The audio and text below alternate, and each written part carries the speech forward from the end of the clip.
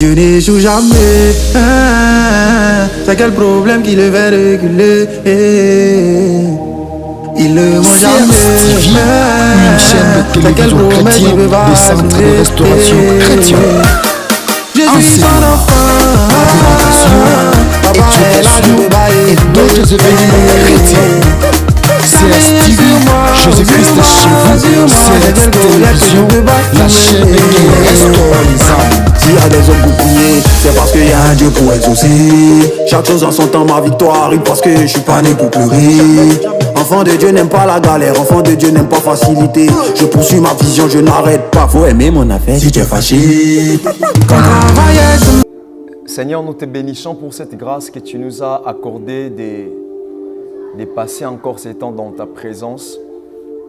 Qui sommes-nous, Adonai, pour enseigner ce peuple?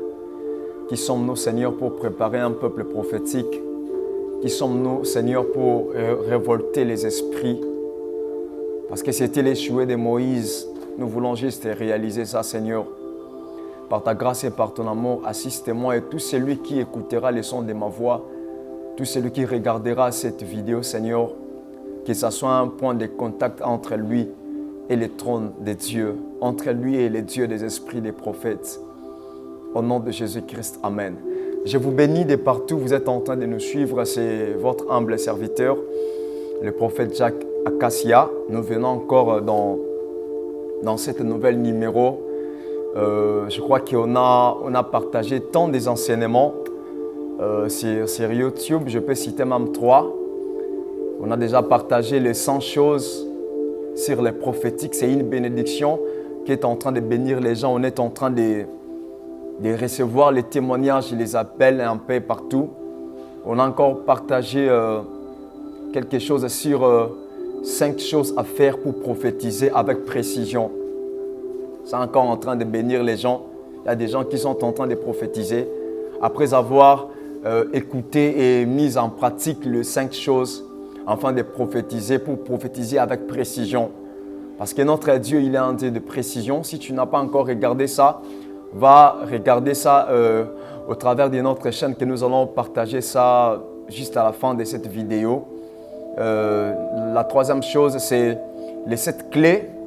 Les 7 clés pour activer un prophète. C'est très important. Tu peux encore suivre une vidéo que je viens de partager, défendre les prophétiques. On a une responsabilité dans ces temps de la fin.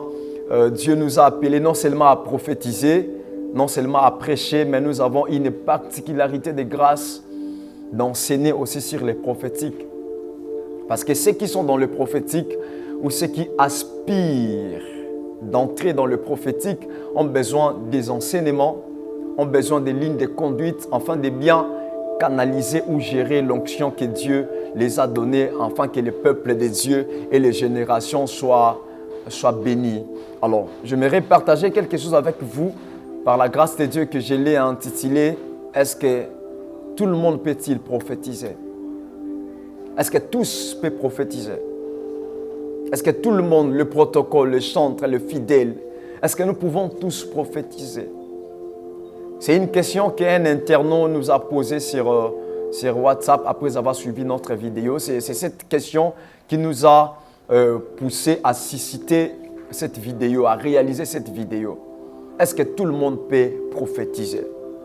J'aimerais vous inviter de lire avec moi dans le livre de Joël, le prophète Joël, Joël chapitre 2, verset 28. Je vous signale déjà, il est parmi les petits prophètes. Il y a le grand prophète dans la Bible et le petit prophète. Les grands par rapport à la grandeur ou à la dimension de leur livre. Les grands par rapport à la mission qu'ils ont réalisée. Petits par rapport à la grandeur de leur livre et à la grandeur de la mission qu'ils ont réalisée. Il y a des grands prophètes comme Daniel, les grands prophètes. Il y a des grands prophètes dans la Bible et le petit prophète comme Habakkuk. Il y en a beaucoup dans la Bible. Alors, Joël est en train de dire, après cela, je répondrai de mon esprit sur toute chair. Vos filles et vos fils prophétiseront. Vos vieillards auront des songes et vos jeunes gens des visions. Il dit, après cela, je répondrai de mon esprit sur toute chair. Vos filles et vos fils prophétiseront. et vos veillards auront des songes. Je crois que vous aurez vraiment l'interprétation selon la version de Dieu, selon la version de la prophétie, selon ces versets, ce qui est écrit. Je vous invite à lire aussi avec moi dans le livre d'Ésaïe, chapitre 6, à partir du verset 1. Le prophète Ésaïe, qui est le grand prophète, est en train de dire « L'année de la mort du roi Osias, je vis le Seigneur assis sur un trône très élevé. » Il a mis l'accent en disant que l'année de la mort du roi Osias, il n'a pas entendu, mais il a vu le Seigneur assis sur un trône très élevé. C'est la parole du Seigneur, que Dieu vous bénisse. Tout le monde peut-il prophétiser? Est-ce que la dimension prophétique ou la précision dans le prophétique est seulement réservée pour un type des hommes? Est-ce que la dimension prophétique est réservée seulement comme un cadre d'une genre de personnes qui sont seulement appelées à prophétiser? Est-ce que prophétiser, c'est une chambre que Dieu a réservée pour quelques types de gens? Est-ce que c'est vrai ça? Est-ce que c'est vrai ça? Est-ce que nous ne pouvons pas prophétiser comme eux? Il y a beaucoup de gens qui se posent cette même question. Après avoir assisté dans un service prophétique, après avoir assisté dans un culte où le prophète ou la garnison de prophètes sont en train de prophétiser, tu as ce cœur et ce désir de te poser la question: est-ce que tout le monde peut-il prophétiser? Est-ce que moi aussi je peux entrer dans la dimension prophétique? Après avoir écouté un enseignement, suivi une prédication d'un prophète, tu lui poses la question: qu'est-ce que je peux faire pour commencer aussi à prophétiser? Le prophète va commencer à te dire des fois des choses auxquelles tu ne sauras pas maîtriser. Mais cette vidéo est venue enfin de t'encourager et de te révéler les choses, afin de savoir si toi aussi tu peux prophétiser. Est-ce que je peux aussi prophétiser? Souvent, quand on voit quelqu'un prophétiser avec des précisions, on se pose la question: comment il fait ces choses-là? Comment il arrive de voir les noms? Comment il arrive de voir les adresses? Comment il arrive à décortiquer la pensée de Dieu? Comment il comprend le passé, le présent et le futur d'une personne? Comment il a localisé l'adresse d'une personne qui est à Paris? Comment ça se passe? Est-ce qu'il est un Dieu? Est-ce que moi je ne peux pas faire ça? Pourquoi nous sommes toujours en train de courir derrière le prophète? Parce que nous avons besoin de bénéficier de cette grâce-là. Est-ce que moi, je ne peux pas travailler comme eux? Ce soir, j'aimerais te répondre et j'aimerais t'encourager afin de savoir ces choses. Et ça te bénira certainement. Vous savez que Dieu a besoin de prophètes. Depuis Genèse jusqu'à l'Apocalypse, Dieu a besoin des prophètes. Abraham a été appelé prophète. Moïse a été appelé prophète. L'activité que Adam a développée en premier, c'était l'activité de l'écoute de Dieu. Adam aussi a développé, a grandi dans la culture prophétique. Noé a été appelé aussi prophète, selon les actes qu'il a réalisés. On n'est pas prophète seulement parce qu'on prophétise. On peut aussi être prophète par rapport aux actes et s'aligner au mouvement de Dieu, afin qu'au travers de nos actes, que Dieu puisse susciter un peuple prophétique, afin qu'au travers de notre marche, que Dieu réalise les pensées de son cœur dans la vie d'un peuple. Et Dieu a besoin de susciter un peuple prophétique. Dieu a toujours eu besoin des prophètes. On n'est pas prophète seulement parce qu'on a vu les noms. On n'est pas prophète seulement parce qu'on a vu les adresses. On est aussi prophète parce qu'on est aligné selon la lignée de Dieu. Et les actes prophétiques dans la vie d'une personne comptent. Les actes prophétiques dans la vie des gens comptent. Dieu a besoin de susciter les prophètes. Dieu a toujours eu besoin de prophètes et d'un peuple prophétique. Écouter Dieu, c'est la seule chose que tu ne peux jamais perdre. Parce que notre Dieu est barbare. Dieu aime parler. La faculté de Dieu, c'est de parler. Dieu ne se tait pas. Dieu aime parler et il aime parler au travers de son peuple. Dieu a besoin de prophètes et un peuple prophétique qui écoutera et même Dieu dans l'absence d'un prophète. C'est ce qu'il Dieu veut. Un prophète général ne peut pas être là. Mais Dieu a besoin dans ce temps de la fin de susciter un peuple prophétique qui sera là en train de prophétiser indépendamment d'un prophète. Ça fait tellement mal. Tu as rêvé quelque chose qui ne te plaît pas. Tu appelles prophète. Prophète, j'ai rêvé telle et telle chose. Tu as des douleurs au niveau de ton bas-fond. Prophète, qu'est-ce que Dieu a dit? Tu veux te marier. Prophète, qu'est-ce que Dieu a dit? Mais Dieu a besoin dans ces temps de la fin de susciter un peuple prophétique. Un peuple qui sera dans la capacité et même d'écouter le Seigneur. Et même d'interpréter les rêves. Et même avant de voyager, de ne pas être dépendant d'un prophète, mais et même de travailler dans la dimension prophétique. À chaque moment que tu pries à Dieu, Dieu te parle. À chaque moment que tu invoques le Seigneur, Dieu te parle. À chaque moment que tu rencontres les accidents, Dieu te parle. Mais des fois, tu as besoin de rencontrer une personne qui sera comme la clé, qui sera comme un canal par lequel Dieu va passer avec la clé, afin qu'au travers de cette clé-là, que Dieu puisse t'amener dans la chambre prophétique et de comprendre certaines choses selon la pensée et la gloire de la divinité de Dieu. Dieu veut nous rendre indépendants. Tu peux prophétiser, je te l'ai dit. Tu peux aussi prophétiser. Tu peux aussi nager dans la dimension prophétique. Tu peux aussi voir les noms. Tu peux aussi voir les adresses. Parce qu'il est écrit que mes brebis entendent ma voix. Si tu es un brebis de Jésus, mon frère, ma sœur, tu as la capacité, cette dynamise de comprendre et d'écouter la voix de Dieu. Si tu es un chrétien, tu as le Saint-Esprit. Tu as cette capacité d'écouter et de développer l'écoute de Dieu dans ta vie. Toi aussi, tu peux écouter le Seigneur. Toi aussi, tu peux prophétiser. Et c'est tellement simple, en cherchant à s'accrocher avec une personne qui a déjà l'onction prophétique, qui sait déjà voir, qui sait déjà entendre le Seigneur. Souvenez-vous, Dieu a besoin de nous ouvrir les yeux. Un homme qui ne voit pas ne saura jamais réussir dans la vie. Une femme qui ne voit pas ne saura jamais s'accrocher à l'homme de sa vie.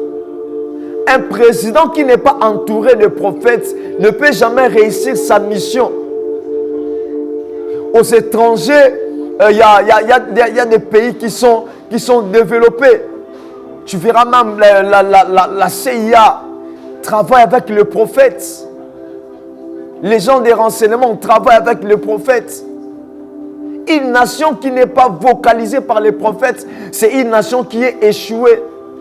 Et la seule chose que le diable est en train de combattre dans une nation, c'est l'onction prophétique dans une famille, c'est l'onction prophétique dans une église, c'est l'onction prophétique dans, je ne sais pas, dans un quartier, c'est l'onction prophétique. Le diable combat l'onction prophétique parce qu'il sait que l'onction prophétique a la capacité, si un enfant dans une famille est sorcier, tu peux prier avec un pasteur. Il ne verra pas cela. Tu peux prier avec un apôtre. Tu ne verras pas cela. Mais quand tu pries avec un prophète, parce que ses yeux sont ouverts, ses oreilles peuvent entendre et les yeux de son cœur est éliminé, c'est alors que tu peux comprendre les secrets de Dieu pour ta vie.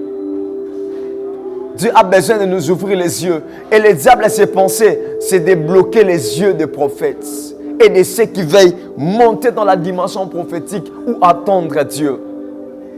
Souvenez-vous, on dira que la force de Samson était dans ses cheveux.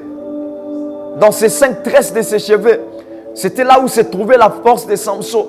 Mais lorsqu'on est venu arrêter Samson, on n'a pas seulement coupé les cheveux de Samson, mais on avait aussi creusé.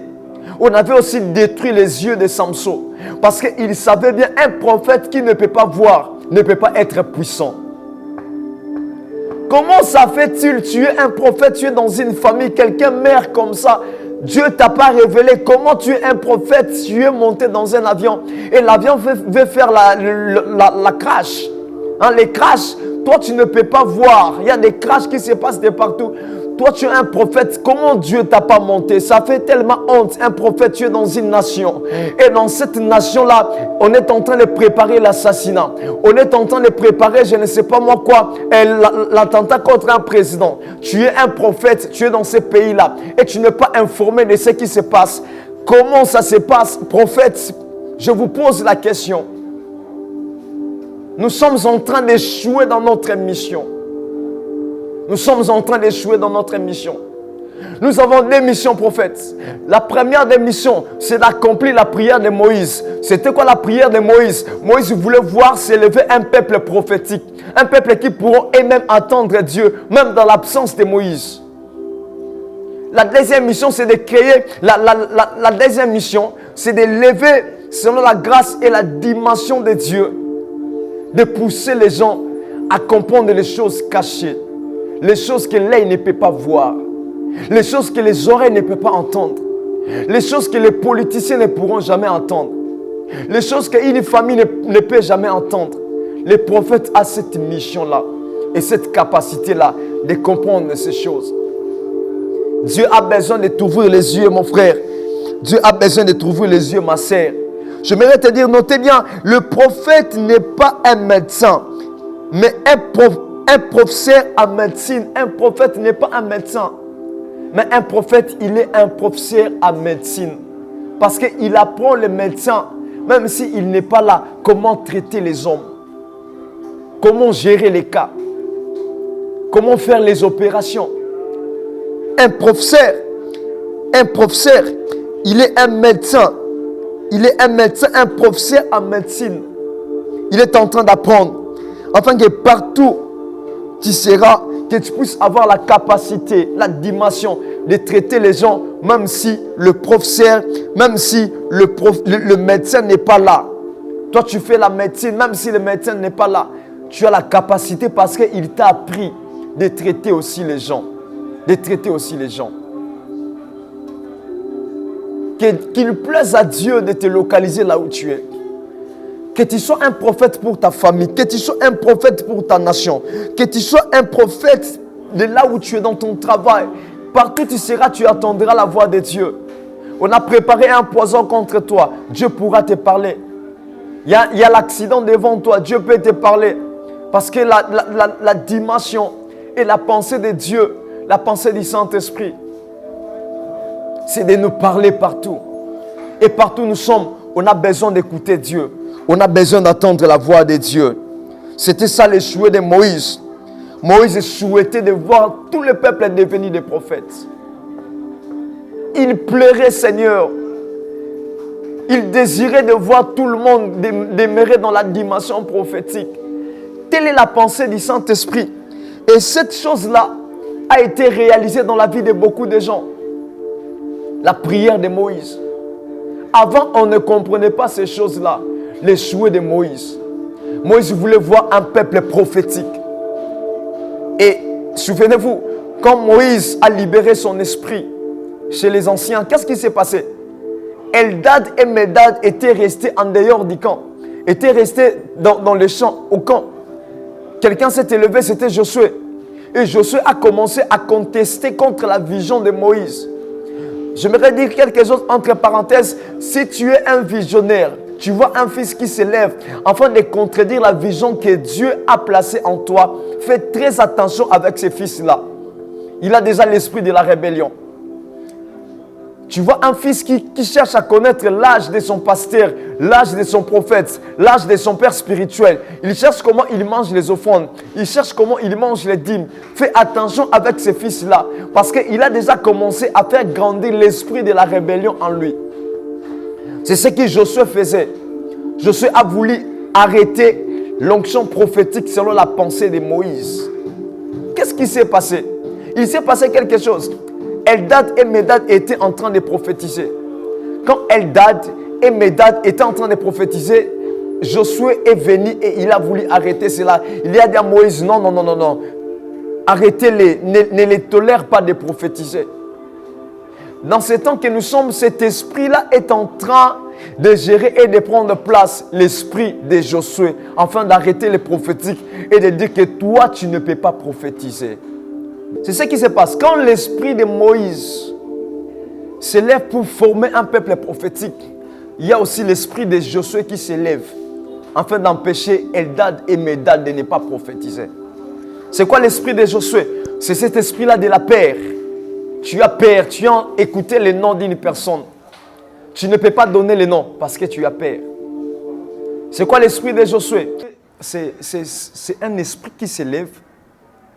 Quand Dieu t'a parlé, tu as peur de dire ce que Dieu t'a dit. C'est ça l'esprit de Josué. L'esprit de Josué, c'est un esprit qui s'élève afin de tuer les prophètes et de tuer les prophétiques. S'élève dans une église où un pasteur est en train d'empêcher ses fils qui sont en train de grandir comme le pépinier dans le prophétique. Le pasteur les empêche afin de dire que ici on ne prophétise pas. C'est ça l'esprit de Josué, quand l'esprit de Moïse aussi s'élève. Mais les pasteurs, certains pasteurs ne savent pas que lorsqu'ils prêchent, ils demandent les offrandes aux prophètes. Les offrandes aux prophètes, pourquoi? Parce qu'ils ont prêché, ils ont prophétisé sans les savoir. C'est ça l'esprit de Josué. Cette fois-ci, on va s'élever. Pourquoi quand un prophète de ta génération, de ta vie, de ton pays prophétise, toi tu es fâché? Mais quand tu écoutes le prophétie des autres pasteurs de l'extérieur du pays ou de l'Afrique, là tu es content. Vous combattez les prophètes. Cette fois-ci, on va s'élever. Et nous allons défendre les prophétiques. Vous avez commencé depuis notre grand-père Abel. Vous avez tué notre grand-père Abel. Il est écrit que Dieu demandera le sang de tous les prophètes. Depuis le prophète Abel. Abel a été prophète, mais il n'a pas prophétisé. Il vivait dans des actes prophétiques. Vous avez tué notre grand-père Abel. Avant Jésus, vous avez tué le prophète.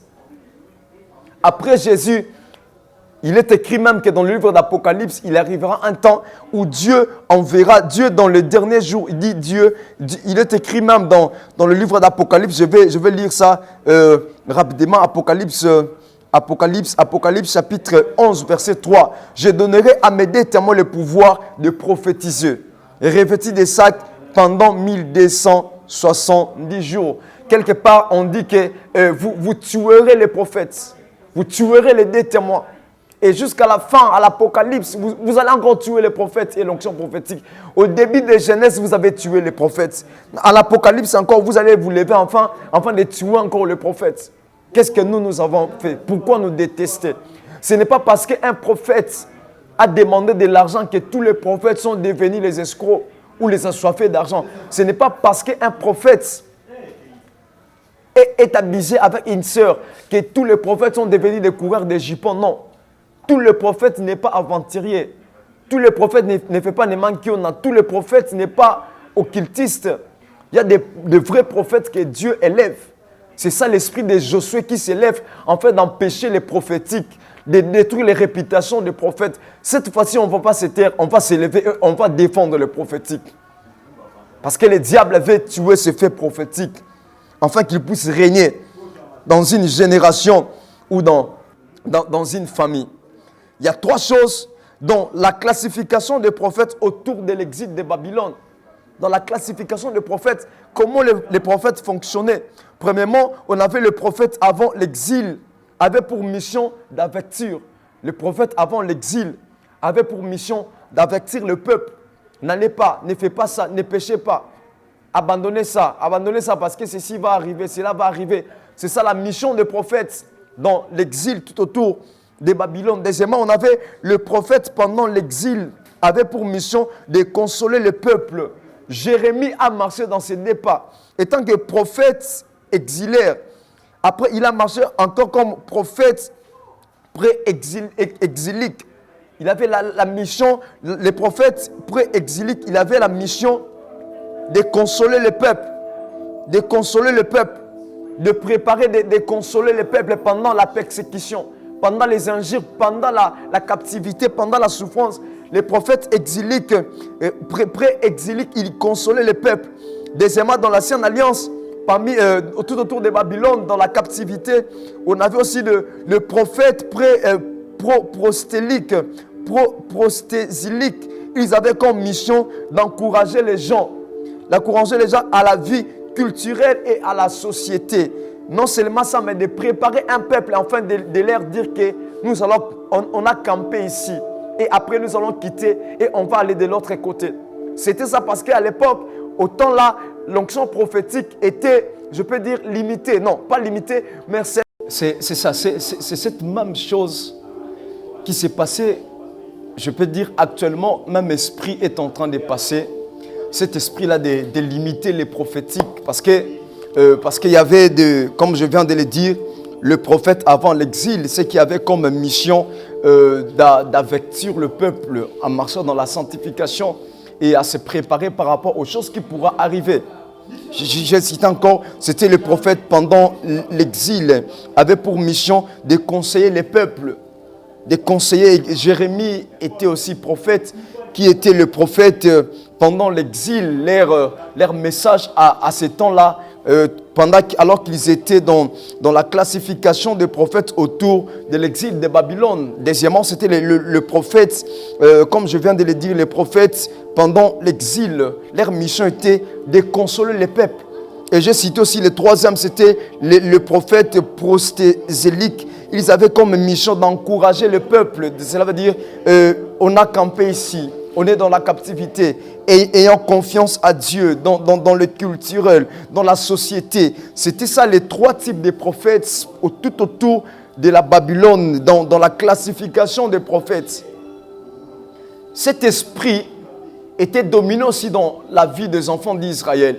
Il y avait ceux qui pensaient que l'onction prophétique était donnée seulement pour quelques types de gens. Jérémie a marché dans ces trois pas des prophètes. Mais il y a certaines personnes qui sont en train de vivre ou de remarquer ce genre d'esprit dans ce temps de la fin, cet esprit de limiter les prophétiques. Voilà pourquoi notre sujet, on l'a intitulé « Tout le monde peut-il prophétiser ?»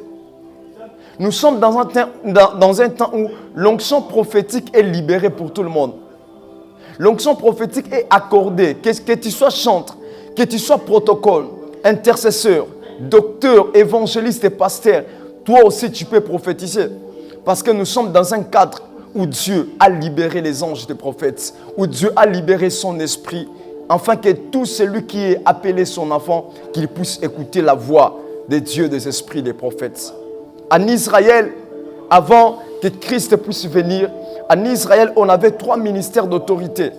Et le premier ministère d'autorité, c'était le ministère... Le premier ministère d'autorité, c'était celui de la royauté. De la royauté était donné seulement pour les tribus de Juda. Pour les tribus de Juda, c'était le ministère de la royauté. Tu veux être roi, si tu n'es pas sorti dans cette tribu de Juda, tu ne peux jamais devenir roi.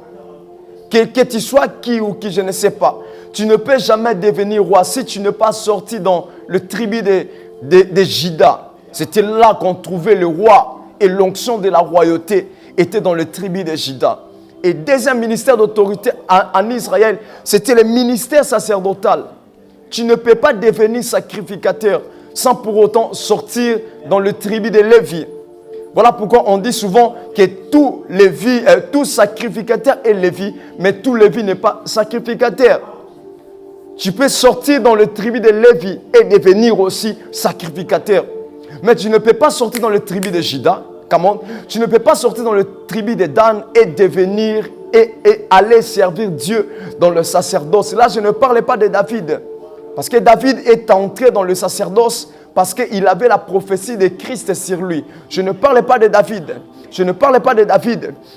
Tu ne peux jamais entrer dans le sacerdoce si tu n'es pas appelé ou sorti dans le tribu de Lévi. Et le troisième ministère d'autorité, c'est le ministère prophétique. Dans le ministère prophétique, dans l'Ancienne Alliance, il n'y avait pas de limites. Tu peux sortir dans le tribu de Lévi, dans le tribu de Dan, dans le tribu de Manassé, dans le tribu de Juda. Quoi que ce soit, tu peux aller et entrer dans la dimension prophétique. Voilà pourquoi même dans l'Ancienne Alliance, tous pouvaient prophétiser. Les servantes pouvaient aussi prophétiser. Les sacrificateurs pouvaient aussi prophétiser. L'onction prophétique était donnée à tout le monde. Voilà pourquoi cette même pensée de Dieu est pour ce temps de la fin. Voilà pourquoi j'aimerais t'annoncer, toi qui m'avais posé cette question, toi qui veux comprendre, tu veux avoir l'esprit de la grandeur, l'esprit qui n'aura jamais de limites. J'aimerais t'encourager même cet esprit-là de l'autorité, l'onction prophétique-là, est aussi accessible dans les enjeux de ces temps de la fin. Toi aussi, tu peux prophétiser. Il suffit seulement de croire. Il suffit seulement de t'accrocher avec ceux qui prophétisent déjà, les vrais prophètes. Il suffit seulement de s'accrocher avec ceux qui ont la grande vision d'énanger et de voler dans le prophétique. Voilà pourquoi il est écrit que le fer aiguise le fer. Plus tu t'accroches avec ceux qui prophétisent, plus tu vas aussi couler dans le prophétique. Plus tu seras accroché avec ceux qui veulent voir des choses en esprit, plus tu seras aussi en train de voir les choses en esprit. Voilà pourquoi plusieurs ne savaient pas encore, les gens ne bénéficiaient pas totalement de ça, de cette onction prophétique à l'ancienne alliance. Parce qu'il y a ceux qui pensaient que l'onction prophétique était seulement pour les Jérémie, était seulement pour les Habakkuk, si je peux dire, était seulement pour les Joël. Mais quelque part, Joël a simplifié les choses. Il a dit qu'au temps de la fin, dit Dieu, je répandrai de mon esprit sur toute chair. Vos filles et vos fils se prophétiseront. Joël a donné l'accès. Il a donné la clé. Et il a consolé ceux qui désiraient entrer ou plonger dans le courant prophétique. Mais après la prophétie de Joël, les choses ne se passaient pas. Rien n'était pareil. Jusqu'à ce que, dans le livre des Actes chapitre 2, verset 17, il est écrit, « Dans le dernier jour, dit Dieu, je répandrai de mon esprit sur toute chair. Vos filles et vos fils prophétiseront et vos veillards auront des songes. » C'est Pierre qui est venu inaugurer Joël chapitre 2, verset 28.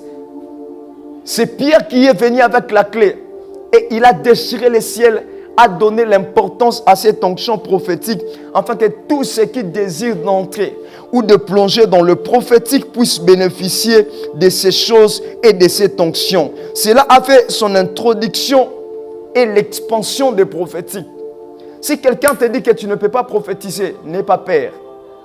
Va à la source. Et la vraie source, c'est le Saint-Esprit. J'aimerais consoler un frère, une sœur de protocole, un intercesseur, un interprète. Toi qui désires d'entrer dans le courant prophétique, la porte est grandement ouverte. Dieu a encore besoin des prophètes. Parce que Dieu a perdu beaucoup de prophètes. Dieu a encore besoin des prophètes. Il a encore besoin de susciter une génération de prophètes. Parce que Dieu a perdu beaucoup de prophètes. Beaucoup de prophètes sont perdus dans le péché. Beaucoup de prophètes sont devenus des orgueilleux. Beaucoup de prophètes ne prient plus, mais ils veulent seulement entendre Dieu. Comment ça se fait? Tu es chrétien, tu pries, tu cherches la face de Dieu, mais tu n'arrives pas à écouter la voix de Dieu. Tu as fait 6 mois, tu as fait 1 année avec ton mari. Tu sais déjà comment il tousse. Tu sais déjà comment il parle. Tu sais sentir son odeur.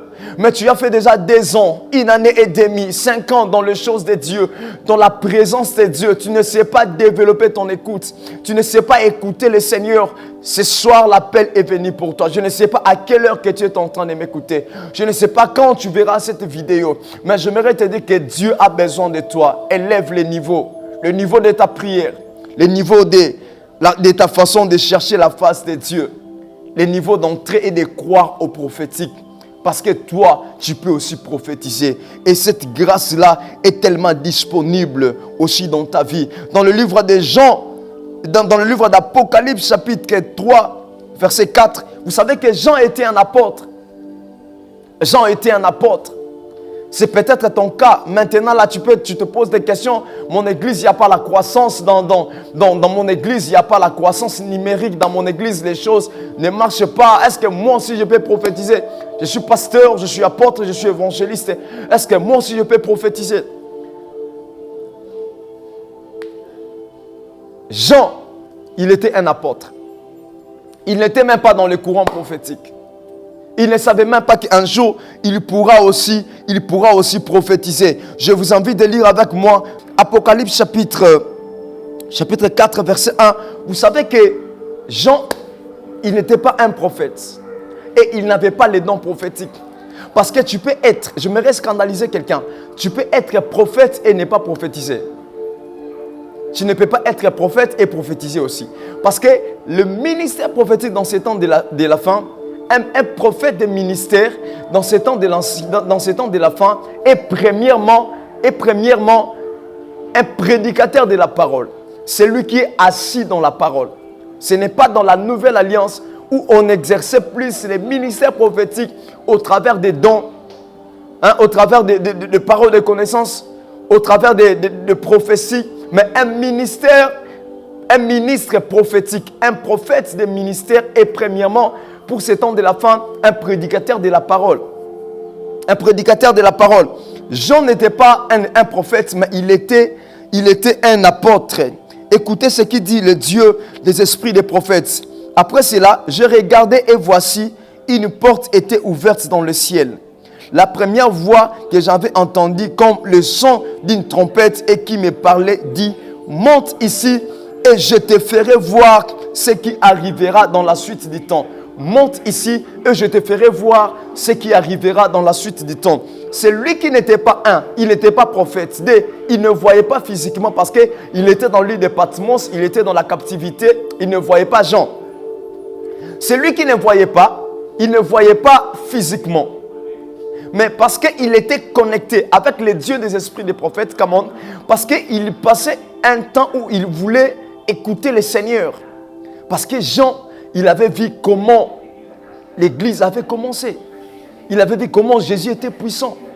Il a vu Jésus ressusciter Lazare. Il a vu Jésus faire ouvrir les yeux de l'aveugle né. La femme à la perte de sang, elle avait réussi la guérison. Celui qui était officier de Bethesda avait réussi la guérison. On a mené les paralytiques auprès de Jésus. Jean a vu la gloire du commencement. A vu la gloire de l'alpha. A vu comment Jésus marchait sur les eaux. Jean était présent, il a vu ces choses-là. Il avait vu la gloire de Jésus. Et à un moment donné, quand Jésus-Christ est parti, on a commencé à persécuter l'église. L'église n'était plus assise parce qu'on persécutait l'église. On a arrêté Jean. On a tué les apôtres, on a tué Pierre, on a tué Jean, on a tué Jacques, on a tué tous les apôtres. Et comme l'histoire et les théologiens ont entendu dire qu'à ce temps-là, Jean était resté le seul apôtre vivant. Et il était en train de pleurer, il était dans la captivité, il ne voyait rien ne marcher, la gloire n'était plus présente dans l'église et Jean a commencé à pleurer. C'était à ce temps-là que Jésus-Christ est apparu au travers d'un ange auprès de Jean en disant que Jean ne pleure pas. Il a répété à plusieurs reprises que je suis l'alpha et oméga. Celui que tu avais vu commencer, il sera aussi celui qui va terminer avec vous. C'était à ce temps-là que le ministère prophétique de Jean a été ouvert afin d'amener la consolation dans la vie des gens.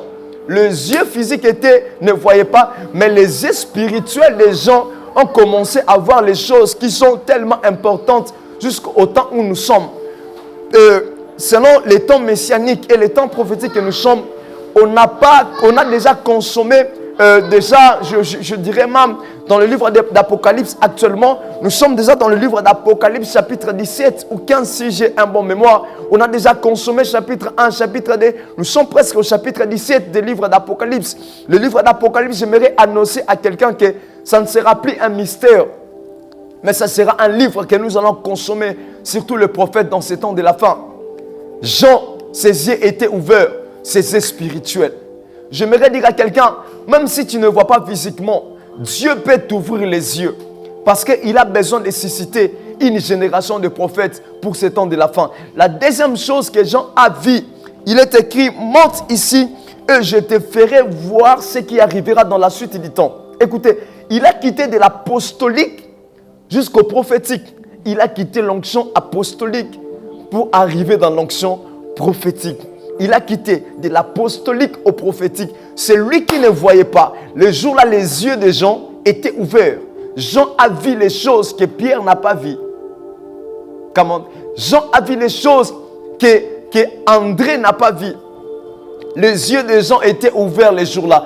J'aimerais dire à quelqu'un, toi qui as besoin d'avoir les finances, tu es combattu dans la famille, tu ne sais pas payer tes études, tu ne sais pas où aller prier, ton pasteur t'a chassé de l'église. J'aimerais te dire ce soir, après avoir écouté ou vu cette vidéo, un ange va apparaître dans ta chambre. un ange va apparaître dans la montagne là où tu es. Et cet ange-là, il viendra afin de t'ouvrir les yeux et de te consoler. Pour te dire qu'il est toujours avec toi. Jean était un apôtre. Mais les jours-là, il a nagé dans le courant prophétique. Ça peut aussi se passer dans ta vie. Dieu peut encore le faire aussi dans ta vie. Il peut changer ta vie. Tu peux être intercesseur et prophétiser.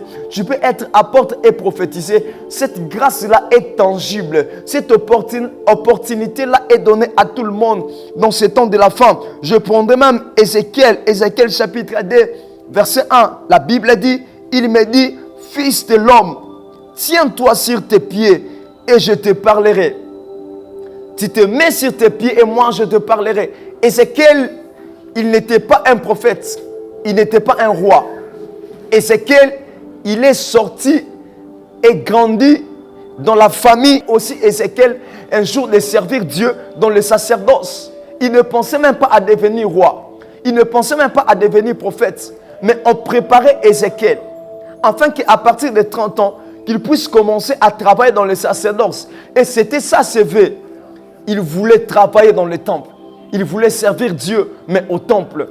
J'aimerais dire à quelqu'un, le pensée de Dieu, ce ne sont pas tes pensées. Moi qui est en train de vous parler ce soir-là, au début de ma foi, avant même que je sois converti, je détestais les prophètes. Je n'ai jamais aimé les prophètes. Je n'ai jamais aimé les prophétiques. Tous les prophètes que je voyais, je les considérais comme les coureurs de jupons. Ceux qui détruisaient les familles. Ceux qui attrapaient ou montaient chez le parent en disant que leur fils ou fille étaient des sorciers ou sorcières. Je détestais les prophètes. Jusqu'à ce que Dieu m'a imposé les prophétiques dans ma vie. J'ai cherché à fuir l'onction prophétique. Dieu m'a imposé ces choses-là.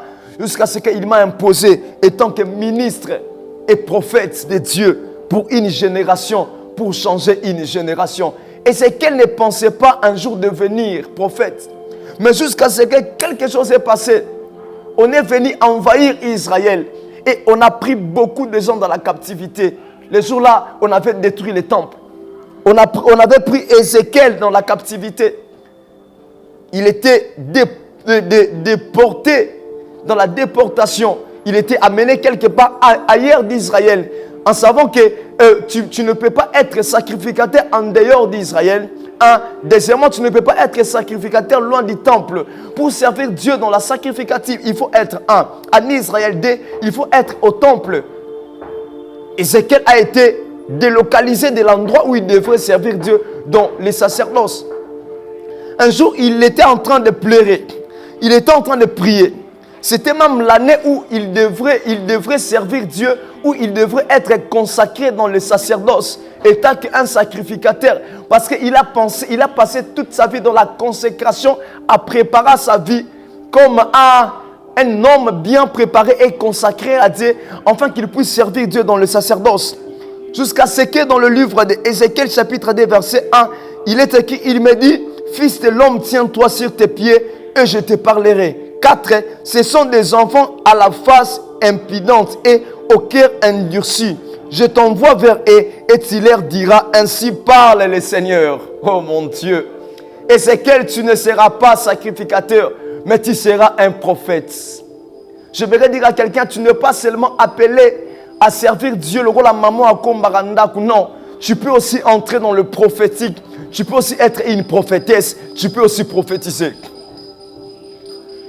Tu peux aussi prophétiser. Nous aurons des combats et des combats, nous les prophètes. Mais nous allons prier. Nous allons parler. Et nous allons susciter un peuple prophétique. Combattez-nous. Combattez-nous parce que vous avez déjà combattu notre grand-père. Vous avez combattu notre grand-père qui est le premier prophète, Abel. Et à l'Apocalypse, vous allez encore tuer les deux prophètes qui seront les deux témoins. Nous allons exercer notre don et la grâce que Dieu nous a donnée. Nous allons préparer un peuple prophétique. Ézéchiel, tu ne seras pas sacrificateur. Ce n'est pas parce que Zacharie, tu es un sacrificateur. Tu es en train de servir Dieu au temple. Tu sers Dieu au temple. Toi, tu manges le pain des propositions. Tu utilises l'huile pour les chandeliers. Ton fils ne sera pas comme toi, sacrificateur. Mais ton fils, Jean, il sera un prophète. Il ne mangera pas le pain des propositions. Lui, il mangera les sauterelles. Il mangera les sauterelles. Son service ne sera pas au temple, mais son service sera au désert. Là où il sera en train de dire, écoute la voix qui crie dans le désert. Ce n'est pas parce que ton père est pasteur que toi aussi tu seras pasteur. Ce n'est pas parce que ton père est apôtre que toi aussi tu seras apôtre. Si tu désires le prophétique, malgré que tu ne seras pas un ministre prophète, mais tu seras celui qui portera les dons de la prophétie pour sauver une génération. Je suis déjà en train de citer, c'était ça l'esprit de Moïse, le vœu de Moïse. Moïse voulait voir un peuple prophétique. J'aimerais prophétiser dans la vie de celui qui est en train de voir cette vidéo. Josué ne se lèvera pas pour arrêter Médad et Eldad. Tu es Médad, tu es Eldad. Josué ne se lèvera pas pour te détruire. Il ne se lèvera pas pour te détruire. Parce que Dieu a touché le cœur de Moïse. Peut-être ce soir, je suis ton Moïse et je libère l'onction prophétique dans ta vie. Toi aussi, tu vas prophétiser. Ne sois pas étonné quand tu vois les autres en train de donner les noms et les adresses. Ne sois pas étonné.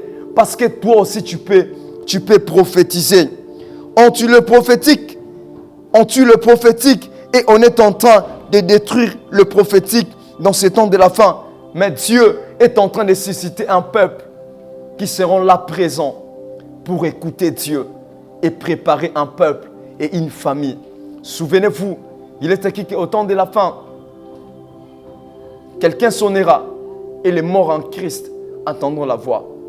Je désire même quand je serai tout près d'entrer au paradis que je marche avec mon onction prophétique. Je prophétiserai jusqu'à la porte du paradis.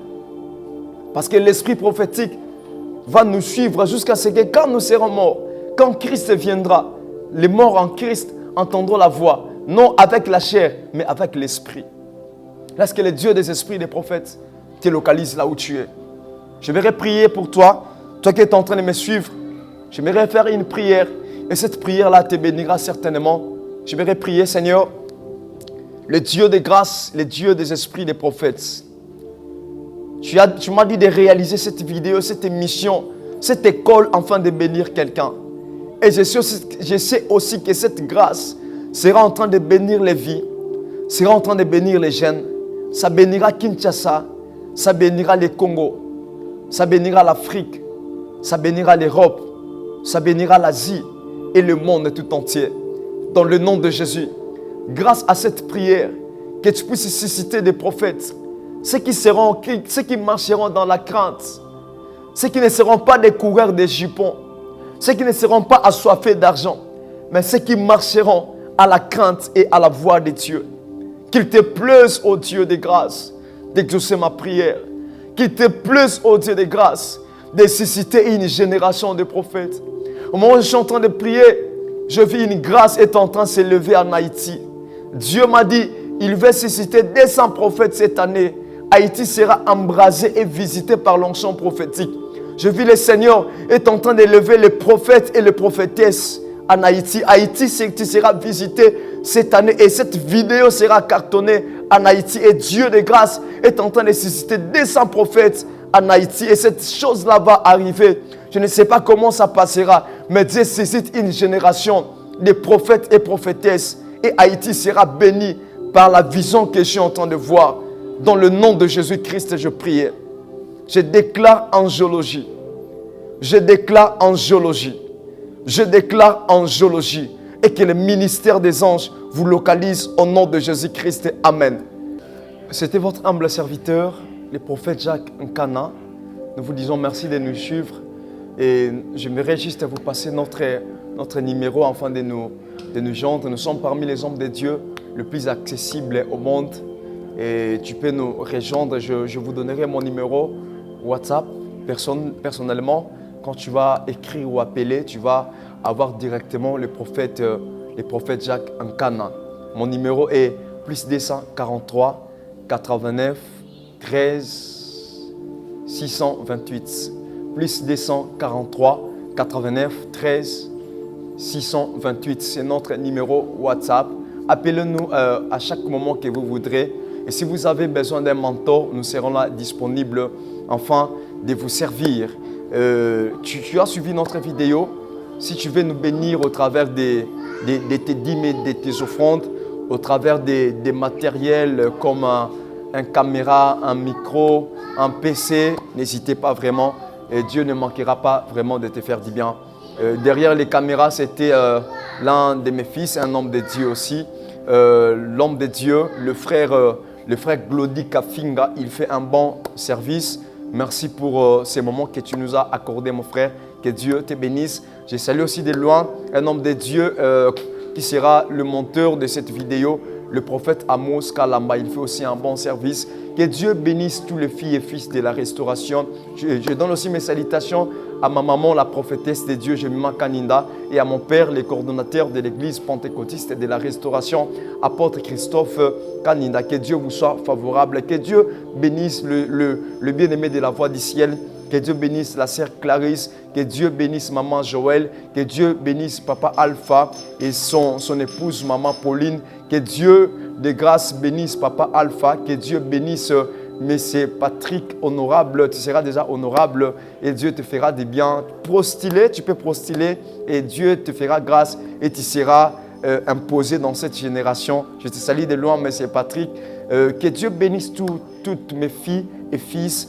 À la prochaine numéro, c'était votre humble serviteur dans l'école des prophètes. À la prochaine numéro. Que Dieu vous bénisse. Ciao. Dieu n'échoue jamais. C'est quel problème qui le fait reculer? Il ne ment jamais. Une chaîne de télévision chrétienne des centres de restauration chrétienne. Je suis son enfant. Et d'autres événements chrétiens. CSTV, Jésus-Christ chez vous, CLX Télévision, la chaîne qui restaure les âmes. S'il y a des hommes pour prier, c'est parce qu'il y a un Dieu pour exaucer. Chaque chose en son temps, ma victoire arrive parce que je suis pas né pour pleurer. Enfant de Dieu n'aime pas la galère, enfant de Dieu n'aime pas facilité. Je poursuis ma vision, je n'arrête pas, faut aimer mon affaire si tu es fâché.